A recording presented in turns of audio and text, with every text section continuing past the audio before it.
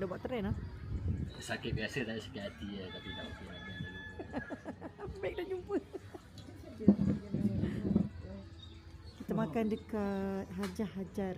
But actually this is not Hajar Hajar ya. This is a banana leaf. Fresh.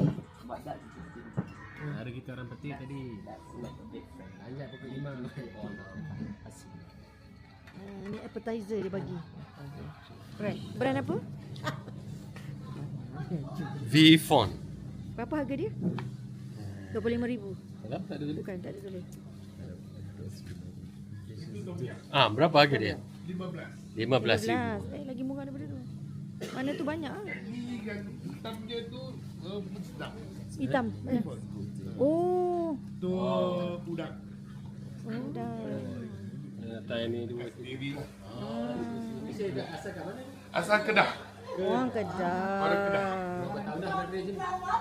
Dah kat Vietnam sudah 17 tahun. Oh, lama. Yalah.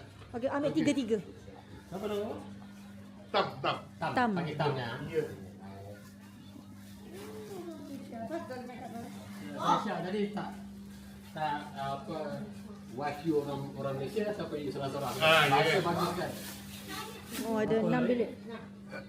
Berapa harga? Harga dia 600 termasuk sarapan. Sarapan. 2 orang. Untuk 2 orang. 3-3 bang, 3-3. Ada 6 orang kan, 3-3. Jadi 3.